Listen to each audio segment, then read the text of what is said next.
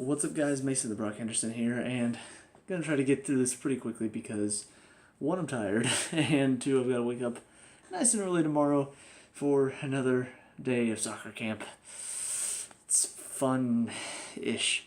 Anyway, first of all, I want to explain New York City game. Why did I not upload a review for it? Because, frankly, I missed most of it.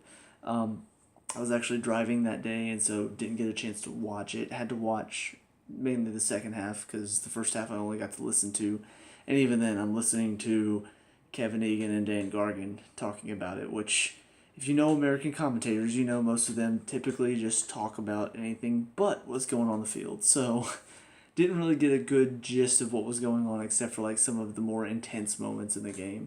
But did get to see the second half, and basically just want to go ahead and give my quick 2 minute, not even 2 minutes probably, recap of what I saw.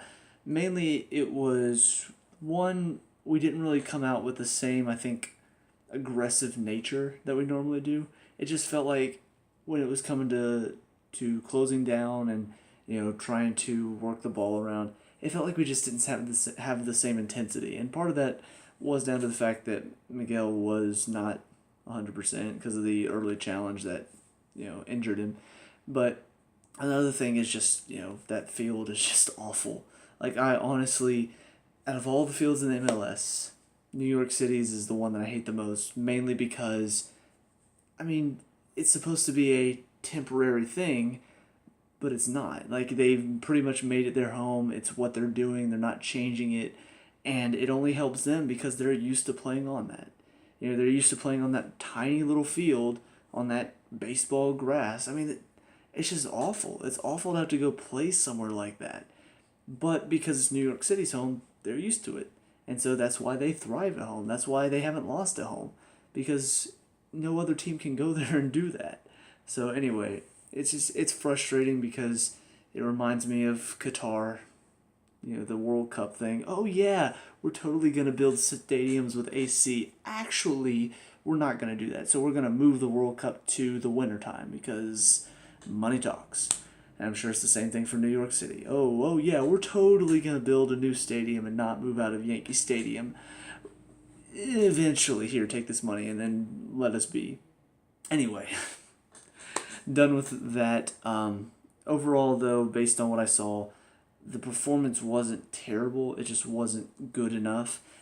And I think that kind of sums up most of how I feel about tonight's game. It wasn't as bad as the New York City game. I feel like against New York City, we were just awful at times. Tonight, it wasn't as bad. But there are still moments in the game where I kind of feel like, okay, Columbus deserved more out of tonight's game than what they got. And we got lucky. Thinking about all the times that New York City hit the post. Brad had to make some great saves. Columbus tonight wasted a few chances as well. A couple free headers that were wide. One shot that Brad had to make a great save on. Another one that deflected off of Jeff and went up over, but easily could have looped in.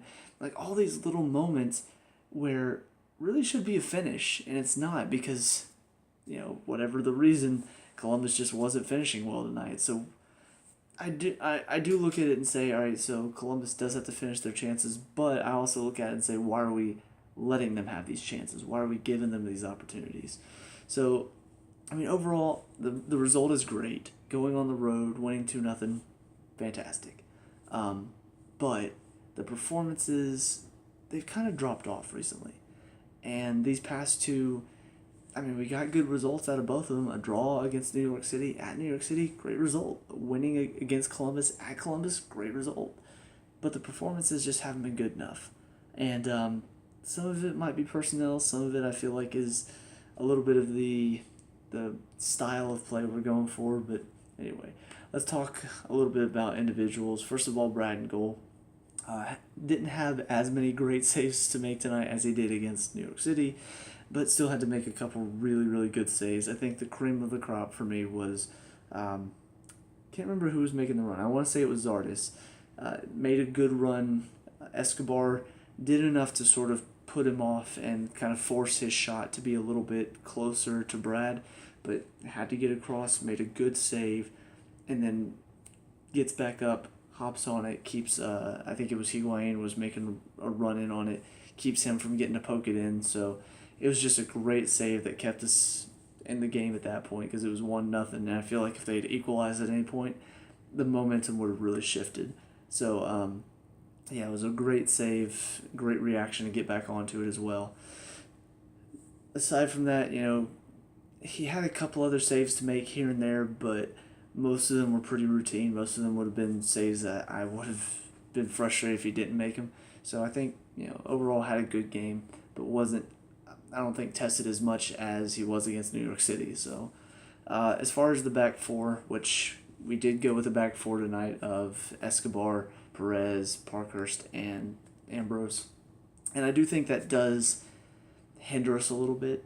I've noticed in all the games where we've employed this back four, we've just looked so shaky defensively. And yes, we look shaky with the back three against New York City, but I think part of that is down to the fact that we just weren't up to snuff. Like, we weren't ready to play. But this formation, I just do not trust this back four for several reasons. But the big part of it, I'm going to talk about him first, is Perez is now no longer covered for. It's not Perez and somebody else with Michael in behind. It is now Perez has one side of the field and Michael has the other side. And when you're trusting Perez to be that last defender, it can lead to what we saw tonight, which were several moments that should have been goals.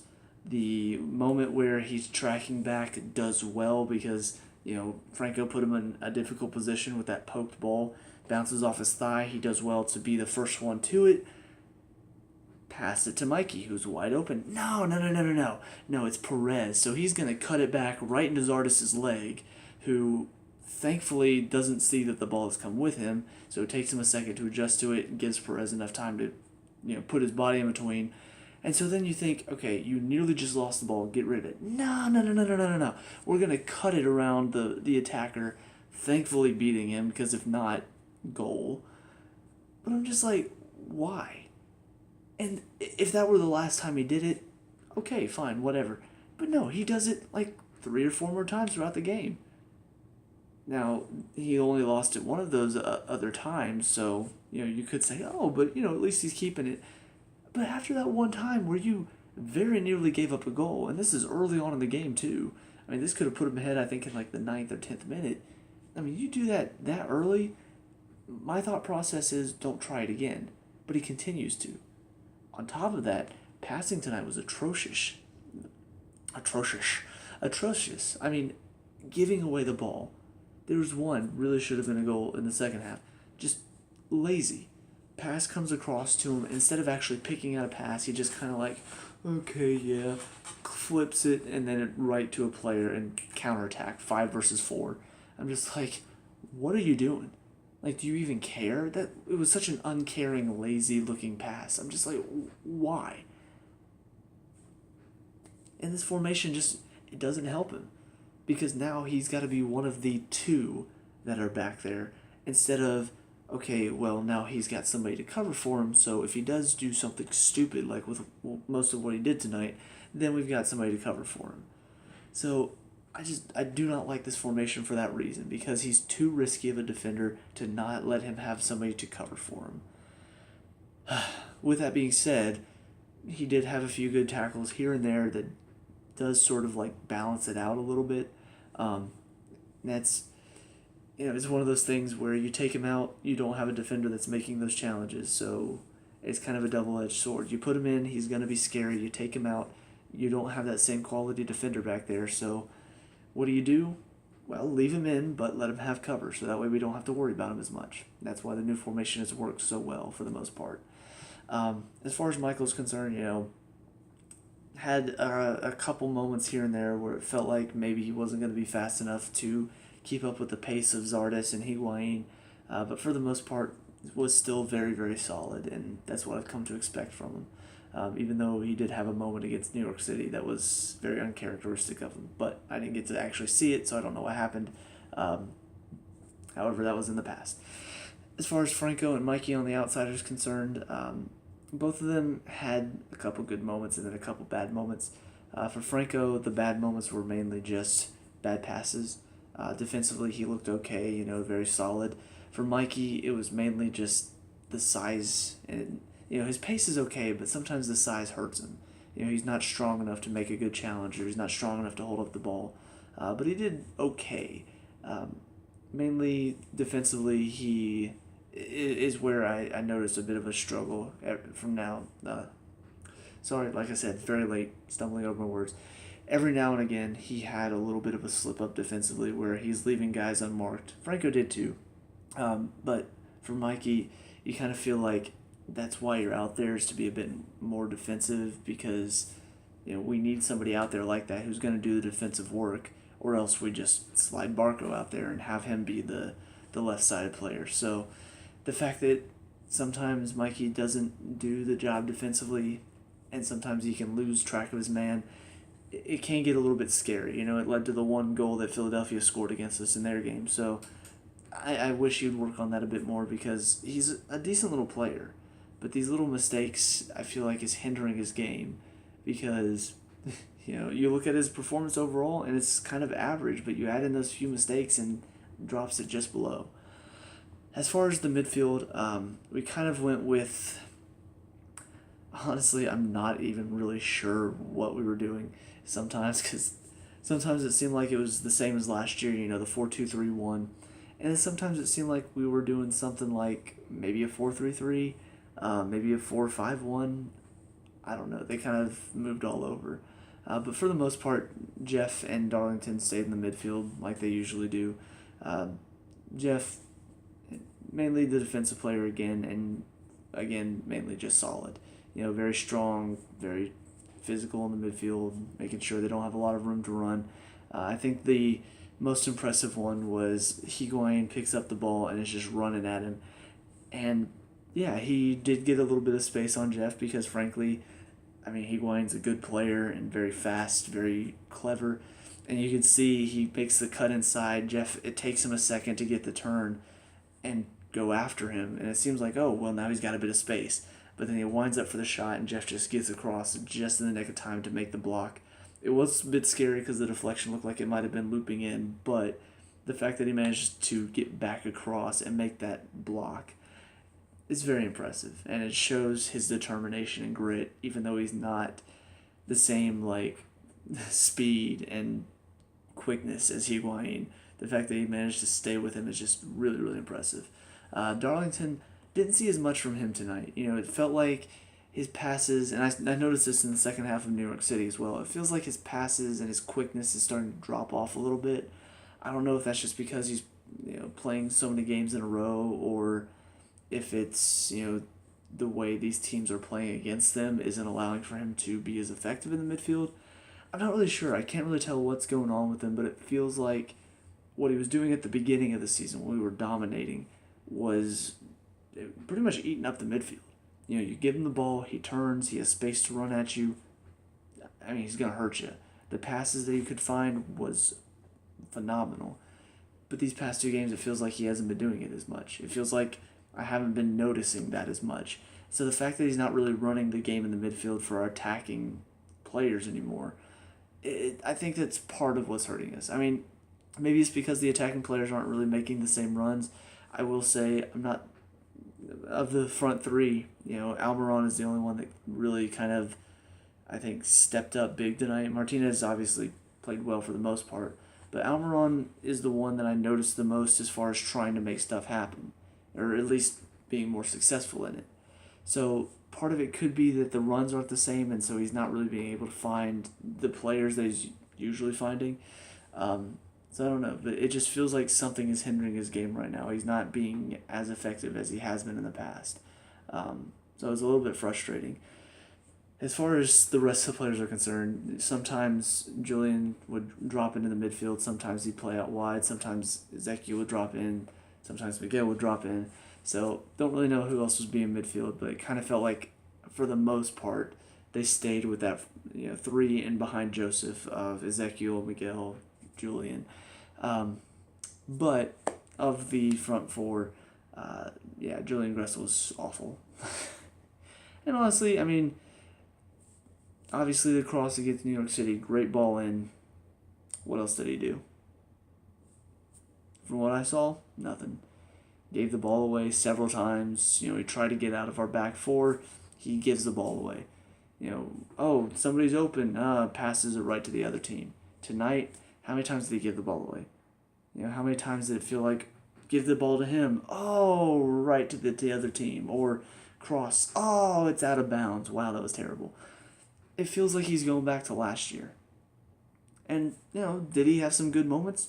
A couple. There was one where he nearly got it through to Tito. Defender did well to flick it. And if not for the flick, it probably would have been right onto Tito's foot and he probably would have finished.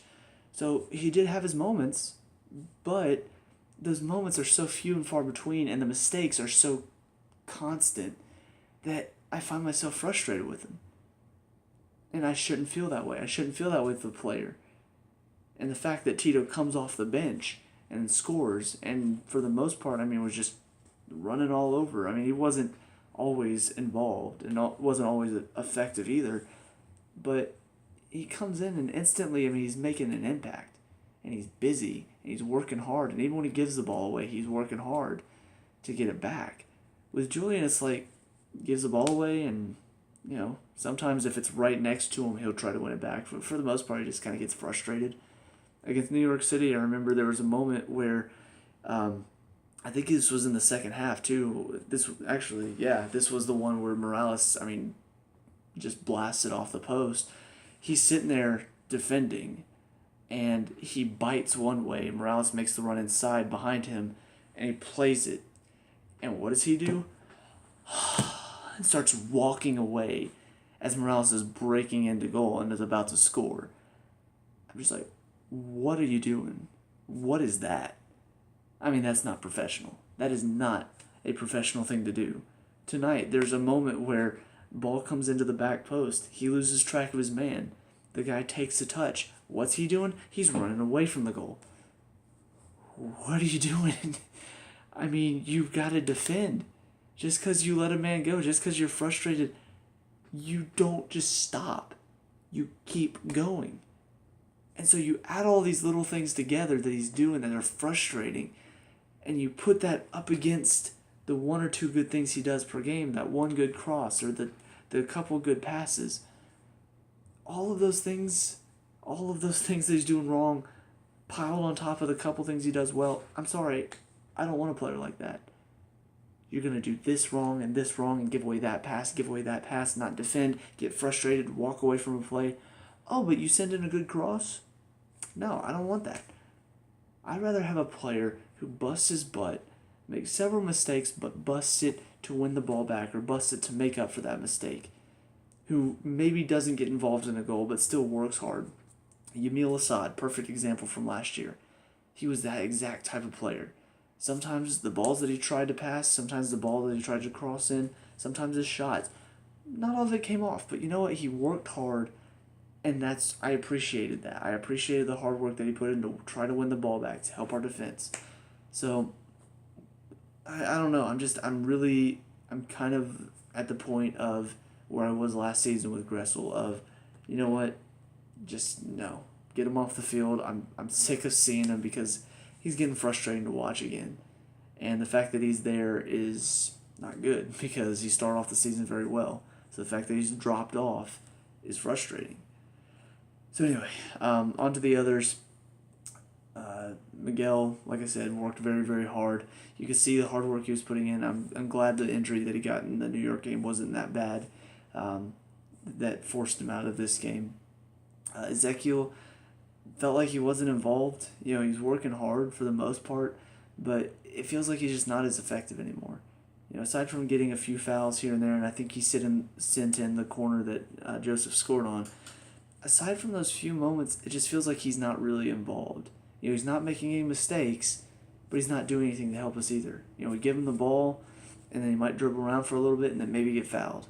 But he's not really getting into the spaces we need him to. He's not really beating the players and taking people on and creating chances as much as he was like a few games ago when everybody was like, oh, he's on fire. He's the best thing that we've got this season. Ever since people started raving about him, the performances have just started dipping, and it's not really getting any better. and then Tito comes off the bench and scores. And I know I'm saying this about two different players, but I look at the fact that he's coming back from first game back from injury, scores a goal almost instantly. And what have Barco and Gressel done recently? Couple good things every now and then, but honestly have not really been that effective. So I feel like either of these players could lose their position to Tito now that he's coming back and is starting to, find it.